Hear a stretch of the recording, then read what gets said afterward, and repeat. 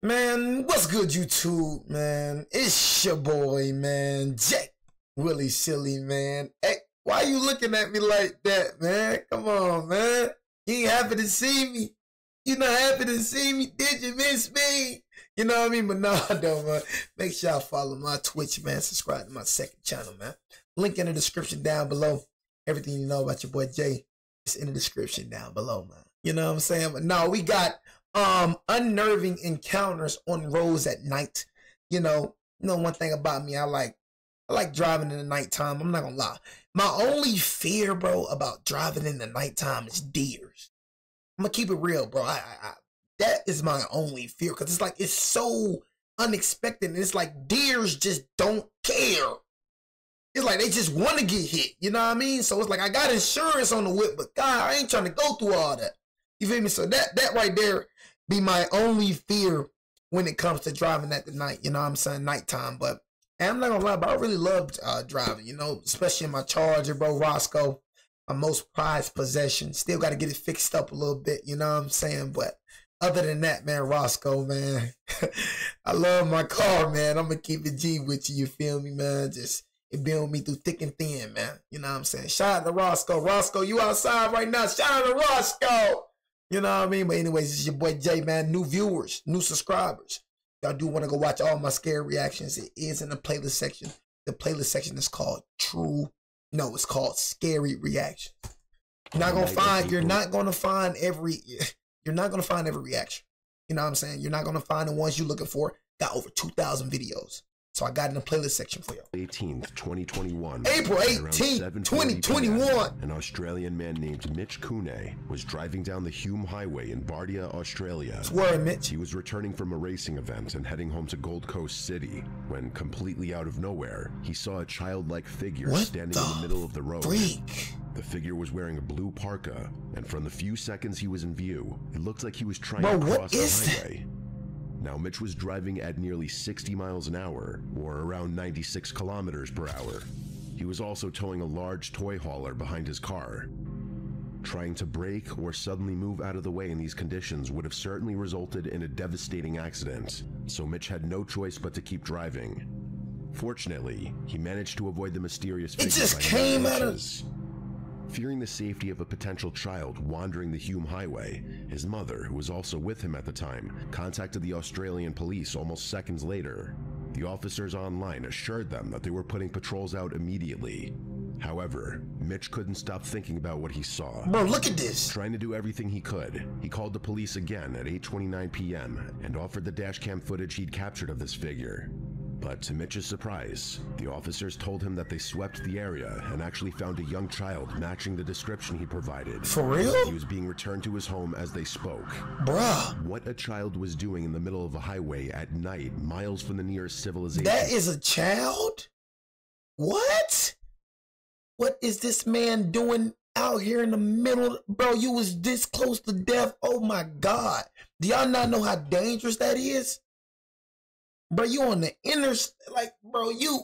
on the highway, bro.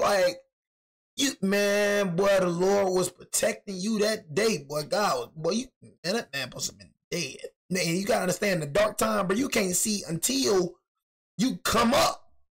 You know what I'm saying? Can't see in the dark, bro, until you come. I mean, even with your lights on, bro, you feel me? Like, you ain't seeing this little man on the highway, bro. I ain't gonna lie, probably would have hit, bro. I ain't gonna count to you. It was still a big mystery, but at least he was safe. I'm gonna keep it real. I don't look like no child, bro. Mitch put it on Facebook later that night. I felt absolutely sick when all this happened. I instantly felt so much better when I was told the kid had been collected. However, just when Mitch thought everything worked out okay, things took a wild turn. After confirming that the kid was safe, Mitch uploaded the video from his dashcam onto the internet, hoping to share the unnerving encounter he had with others. He popped out of nowhere, G, man. Ain't no child, bro. It's like this man just popped up out of nowhere, man. Hey, and I ain't feeling that. I ain't feeling the gang. After confirming that the kid was safe, Mitch uploaded the video from his dashcam onto the internet, hoping to share the unnerving encounter he had with others. But as the video and his story gained traction, the New South Wales Police Department came forward and announced that they didn't find any child on the highway that night. Like, what the completely freak? contradicting what they had told Mitch that night. Lying! According to the official report, they scoured the surrounding area for nearly 8 hours, searching until 3:45 a.m. before finally calling it off and finding no trace of a child nearby. The department stated that multiple cars attended and commenced a search of the area. However, no child was located and the search concluded. Now, there's no reason to believe that the NSW police would lie on an official report. He lied! What's more likely is that the person talking to Mitch earlier didn't know the full details and just made things up. Or maybe it was nothing more than a terrible case of miscommunication, where the police searching for the child somehow got twisted into them already having found him. Look, bro, I knew that didn't look like a child. You know what I'm saying? I said, bro, that does not look like a human. Out the rip, I'm like, what type of child is that? What type of child, what type of ugly baby is that? I knew off the rip that wasn't no child, bro. I knew off the rip, man. They're like some disfigured, they're like a disfigured child. Yeah, it looked like a child, but it looks disfigured. It doesn't look from this earth.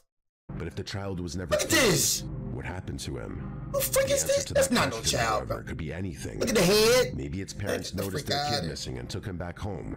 Or he could have been potentially kidnapped by someone who saw a child roaming the highway alone at night and took advantage of the opportunity. Though none of those theories explain how the child got to that spot in the first place. Unfortunately, the case remains an unsolved mystery to this day, and with so little coverage, it's unlikely we'll get answers anytime soon. I was confused, bro. When they said they found the child, I'm like, bro, what type of 8th, child is that? 2021, TikToker Pissed Pasta, real name TikTok. Malie Perales, was returning from a night out with her friends and roommates around 2:30 a.m. However, what was supposed to be a fun hangout took a disturbing turn when, while driving down the Packard Drive Northeast Road next to the Rogue River in Belmont, Michigan, one of them spotted a shadowy figure crawling onto the road. What the freak, bro? Bro, stop. See what I'm saying, bro? Stop. Like, bro, I can't hang out with people like stop. No, bro. What are you talking about? Stop, bro. That junk is weird to me. I'm not gonna stop, bro. What the freak, bro? I'm sorry. You know what I mean? And God said, I remember in the Bible, you know what I'm saying, love your neighbor as you love yourself. You know what I'm saying? It was a story being told. It wasn't a story. It was a parable. If y'all read the Bible, y'all know Jesus was talking about how this person has got jumped. He was using a parable. He said how this person got jumped, you know what I'm saying, got robbed and, you know, got left out on the street, you know, and he needed help. You know what I'm saying? He said one person walked past him, you know what I'm saying, looked at him and walked past him. I think it was a priest. He looked at him and walked past him. You know what I mean? And there was another person that looked at him and walked past him. And then he had a good Samaritan come over and helped him on the back of his, put him on the back of his donkey, you know what I'm saying? Whatever he was riding. And driven, rolled to an inn. You know what I mean? An inn, bro, is basically where they care for his wounds and stuff like that. And he paid for the you know, paid the cost. So, you know, in this situation, I know that God will be convicting me saying, stop. But God, forgive me for I have sinned. You know what I'm saying? Because I would not be getting out that car helping any type of Samaritan. You know what I'm saying? I'm sorry. God, I'm sorry. Forgive me, Father, for I have sinned, God. And I will personally take that to the chin once I see you in heaven, big guy. You know what I'm saying? But God, you think I'm going to pull over for this? Come on, God. Come on now, God. You got to understand me now, big guy. You know what I'm saying? You think I'm going to pull over for this right here? Look, God. To the road. What the Look at this. Look at this. Late night, God. You God. So it you come on, V. You God. So you just you on some superpower type, you know, you know, you on some superpower stuff. I'm human, man. Like, you know what I'm saying? Can't trust people like this, man. This screams trap. Father, forgive me. I seen that Jesus parable. I seen it, but God, forgive me. I can't do it. I can't. If I see somebody genuinely hurt, God, I will help them. But Father God, this right here, it's unacceptable. Stop. No, I'm not. No. Hell no. What he said stop. No. They were soaked. After discussing for a bit, the group decided to circle back and check what it was. And this is what they came across. Hey, bro, I don't know, bro. I just can't do it. That was it. She's crying. No, I can't. She's gonna continue to cry. She's gonna have to keep crying. It looked like crying. a young woman, possibly in her 20s or 30s, sitting on the road while either waving at the car or banging her own head. She was also drenched from head to toe in 48-degree Fahrenheit or about 9 degrees Celsius weather. Mali's group circled back one more time to confirm what they saw. Bro, go somewhere, bro. You doing too much, bro. Ain't gonna stop. Freak, bro, you doing too much, bro. The woman had completely collapsed onto the road.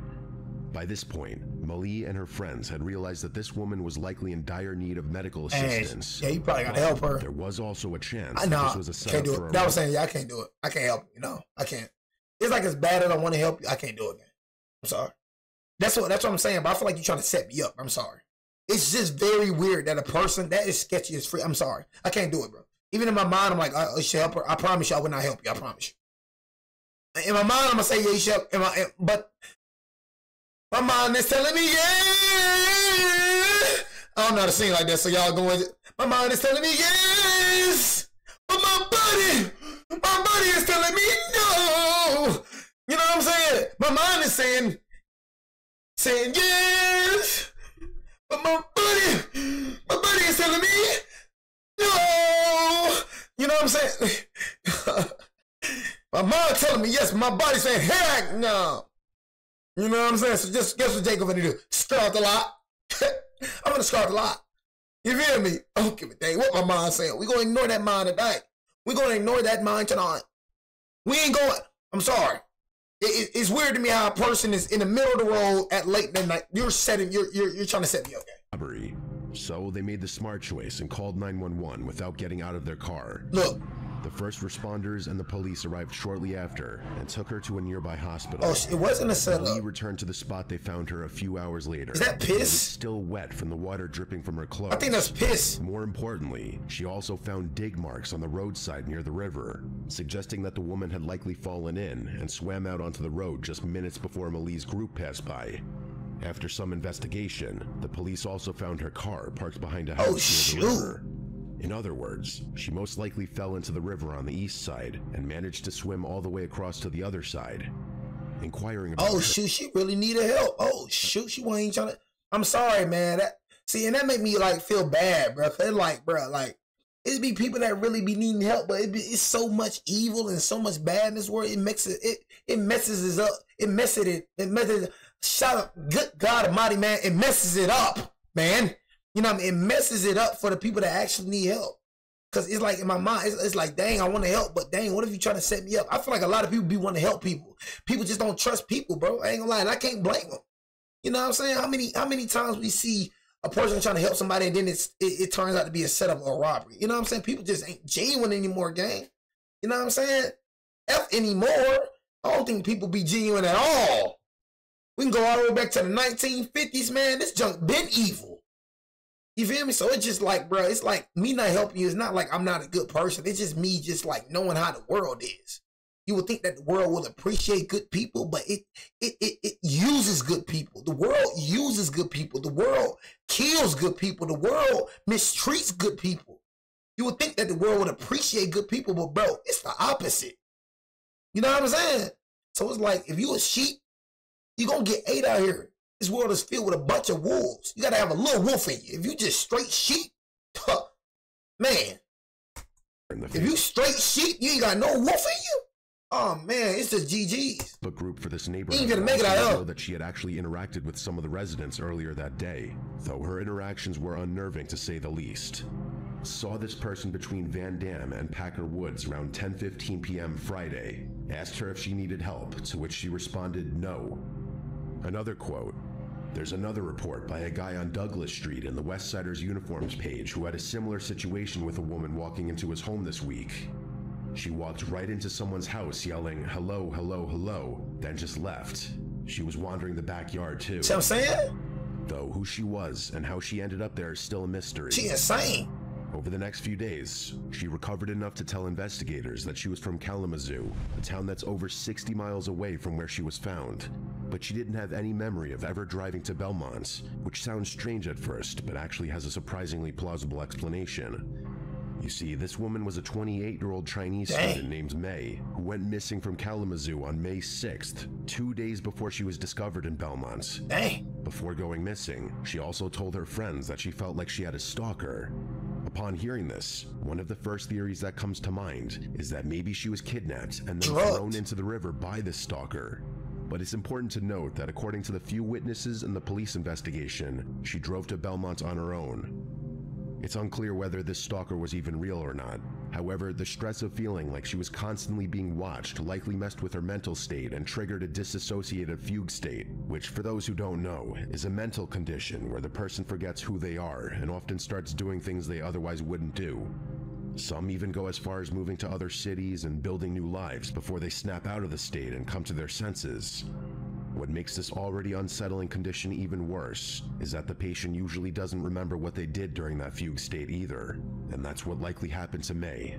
She got stressed, went into a fugue state, wandered around in her car for a couple of days, and eventually ended up in the river. Fortunately, she was able to come to her senses and swim to the shore before losing her life. I was just looking at that driving on that video. That's pathetic. Like, why did you pull in 2016, like that, bro? A family in Sheffield, England, went to the Drawbridge pub for a night out, and after an evening of fun and laughter, they decided to head back home at around midnight. The roads in that area are usually deserted at that hour, so they were already on guard for any robbers or other criminals they might run into on their way back. However, nothing in the world could have prepared them for what they came across just 5 minutes later. Seconds after they rounded the corner to the Grange Mill Lane Road, a man dressed in a clown costume jumped out from the shadows and blocked the road, run him over, forcing the driver to stop. Run him over. And started waving at man. I'm not worried about that, bro. I see, for me, I don't be worried about that. Like, bro, you human, bro. I'm gonna get you right when you stay like that right there. Wouldn't even scare me, gang. I wouldn't even stop for you, bro. Man, bro, watch out. Watch out, bro. I'm gonna run you over, gang. I'm telling you, I'm gonna run this man the freak over, bro. I'm not finna get out and play with you, bro. For real, I ain't finna play with you. I got pipe. I got pipe, gang. I ain't finna play around with you, G. The car. And as soon as it came to a full stop, he started running towards it, while still blocking the path forward. When the driver tried to reverse his car and go the other way, the clown started sprinting at full speed. Typically, something like this could be dismissed as just some troll or a YouTuber making a scaring people at night as a clown video, especially given that this was 2016. However, due to an incident that happened just 3 days earlier, the driver of this car had no choice but to assume the worst. You see, on October 9th, at around 8:45 p.m., a man named Simon Chinnery was attacked by a knife-wielding clown in public. Fortunately, the attacker was apprehended before he could do any lethal damage to Simon. Sadly, Simon still suffered multiple slashes to his right hand, leaving it permanently disfigured to the point of being classified as a disability. What's worse than the attack itself was that it went viral and started a craze of thousands of others trying to imitate the attacker. In some parts of the country, the police departments were receiving as many as 23 reports of people threatening others dressed as clowns per day. And while many of these imitators were nothing more than trolls who had no real intentions of harming others, there were those who took things too far, with some trying to force their way into people's cars and chasing women and children with knives. So for this driver to see a man in a clown costume blocking their car while all this was going on had to be deeply unnerving for him. Their fear became worse when they tried to flee the clown, because it started chasing them like a madman. With no other option, the driver was forced to press the pedal to the metal and hope for the best, with the clown jumping out of the way at the last second. This entire situation could have just as easily ended with the clown losing his life if he had even been a fraction of a second slower to jump away. On the other hand, who knows what the attacker might have done if the driver hadn't sped off. Take no dang chance. I ain't finna take no dang chance with you, bro. 2018, one of the officers for Fulshire Police Department in Texas was driving back to the station after his shift, when suddenly he saw the car in front of him swerve onto the next lane to avoid hitting something. But this wasn't a tree branch or animal. Instead, it was something that looked like the aftermath of either a horrific crime or an accident.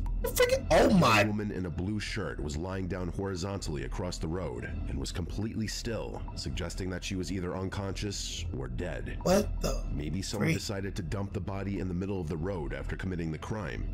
Fortunately, when the officer walked up to her, she not only responded to him, but even stood up on her own. As it turned out, she had driven her car into the ditch next to the road just minutes earlier. What the freak? Later tests. You know how bad that could have been? Somebody like you, bro, that was, see? And that's why I say God, bro. I'm gonna say everything God, I'm not care. Do you know how bad that could have been? Like, it's not a coincidence. God, man. Coincidence, man. What the freak, Jay? Speak right, bro. Freak jackass. You know what I mean? It's not a coincidence that a police officer came at this moment. You just got in the crash. What if you, like, your head was in the road and you were like right here in the road? What if a person was just driving and didn't see you and just boom?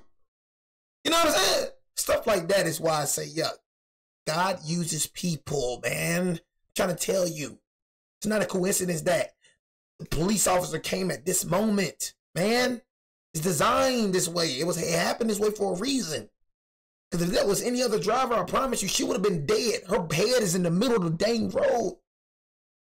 I wouldn't have been paying attention. I mean, I ain't gonna lie. I would have been paying attention. I ain't gonna lie. I'm a different type of, you know, I be on looks everywhere. I ain't gonna cut to you. But I'm just saying though, gang. When it comes to any other person, they ain't looking, bro, like that, bro. They chilling. You probably got a person on their phone. They probably on a little argument. You don't know, man. Discovered an extremely high blood alcohol concentration in her system. That could have ended real bad. She was driving under the influence and ended up crashing into the side. DUI. The concussion from the accident, combined with her prior intoxication, made her behave extremely irrationally, which is why she walked up to the road and lay down without a care in the world. It's nothing short of a miracle that the car in front of the officer was able to spot and avoid her in time. Look, or she would have ended up as nothing more than a cautionary tale about driving under the influence. She was that close, y'all, to get ran over. That close. On the night of February 26, well, you know how lucky you is. 1946, 25-year-old Jimmy Hollis and his girlfriend Mary Jean were returning to their homes in Texarkana, Texas after watching a movie together. But before they reached the city limits, Jimmy stopped the car on the side of the road to extend their date for a short while. What neither of them knew, however, was that this little detour would nearly cost them their lives. About 10 minutes after they had stopped, a man came out of the nearby woods and approached the car. He was wearing a white pillowcase over his head with 2 small holes for eyes. The rest of his face was completely hidden from view. He told Jimmy to get out of the car, but Jimmy initially believed that this was a prank of sorts and didn't pay much attention to it. The masked man then pulled out his firearm and pointed it towards the couple, stating, "I don't want to kill you, fella, just do what I say." Understanding the gravity of the situation, Jimmy got out of the car as the masked man instructed. As soon as he did, the man swung his weapon at Jimmy's head, knocking him unconscious. Mary tried to run away into the woods, but the man caught up and did the same to her. Thankfully, before he could go further, he got spooked by a set of approaching headlights on the nearby road and ran away. Mary immediately ran to the nearest house and asked them to call the police. Jimmy also regained consciousness and hailed down a passing car to ask for help.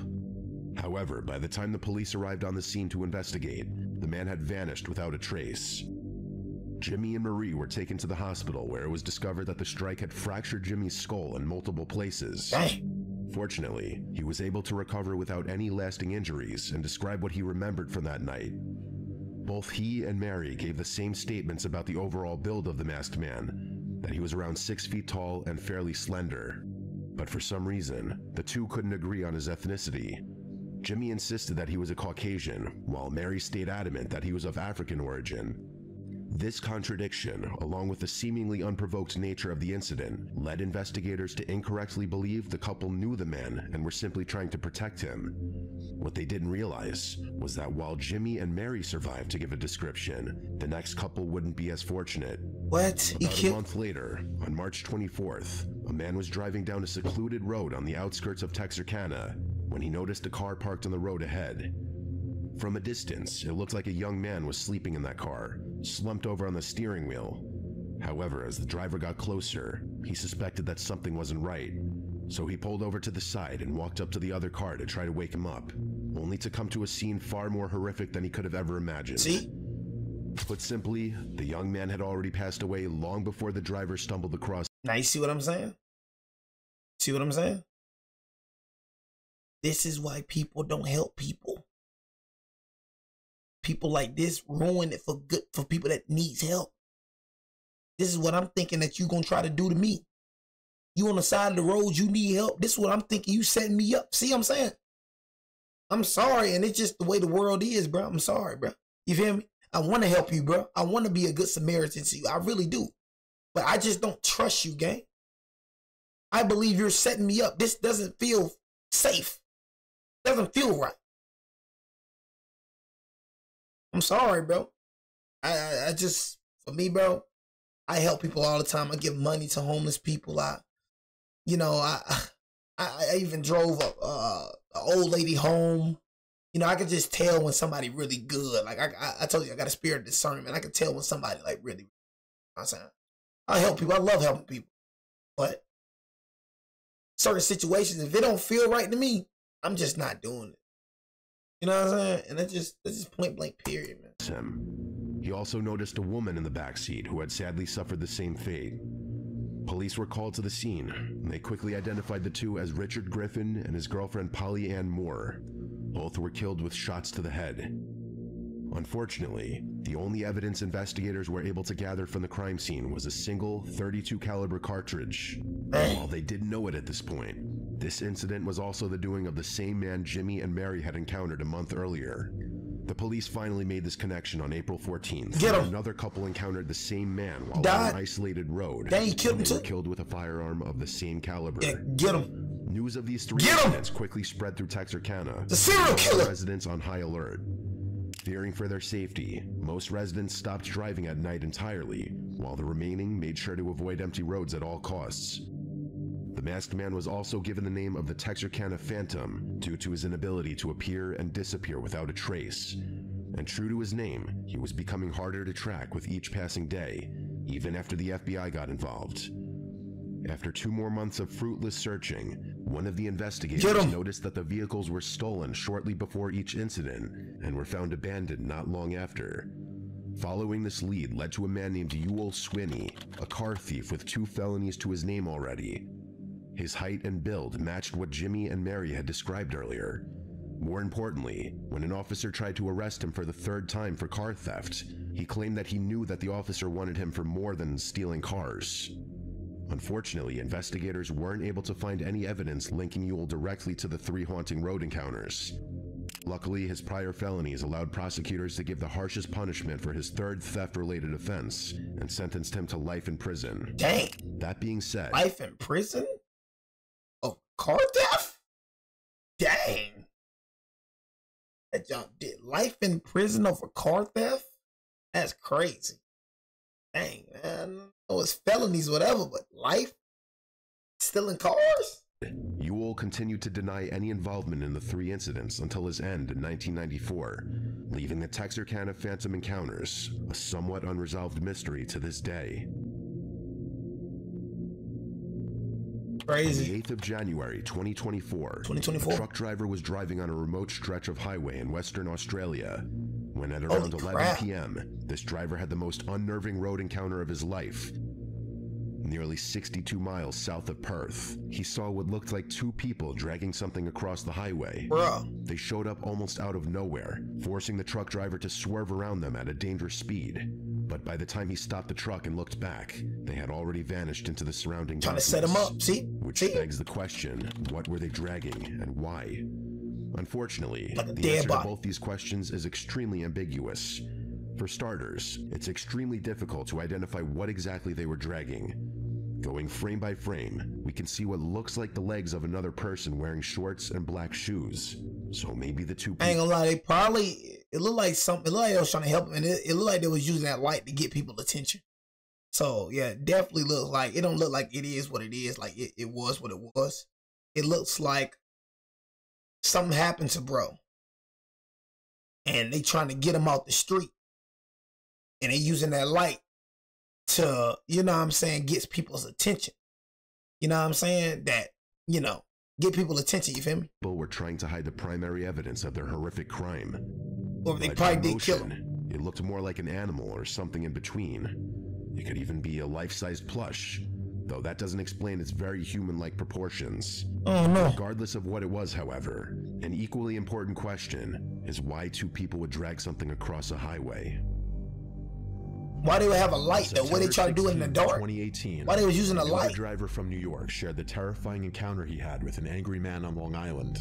He was about to complete a ride when, out of nowhere, another car drove past him at a very high speed while barely avoiding a collision. But before the Uber driver could even process what had happened, the other driver slammed on the brakes and parked in the middle of the road, blocking him from moving forward. He then got out of the car, ran over, and started bashing on the windows, telling the Uber driver never stop, bro. Never stop, bro. What's going on? I don't know. What is that? What's that? You blew the fucking right leg. Get the fuck out of the car right now. Just not go, getting just out of the go, go. Just go, bro. Like, come on, why are you stopping for? Like, people like you, bro. I can't be in the car with people like, bro, get out, bro. Why are you stopping? Now, bro, pull a gun out and shoot you dead in your head. What's gonna be like? Why are you stopping for? That's the most your survival. Like, people like you just die. I can't stand, like, don't make me mad. Like, why are you stopping for, bro? Like, can you tell me why you're stopping? You know what I'm saying? What type of person with common sense stops? Bro, you don't know who the freak this is? I don't know. Why are you stopping, bro? Try, bro. What's that? You blew the fucking right leg. Get the fuck out of the car right now. Just not go, getting just out go, of the car. go. Just go. Just go, just go, go. Go around him. Go around him. It's unclear if this was simply unprovoked road rage or an attempt to rob the driver and his passengers. Not wanting to find out the answer, the Uber driver made the correct decision and backed up to find a different route to his destination. However, there was no way for him to predict just how relentless the other driver would be.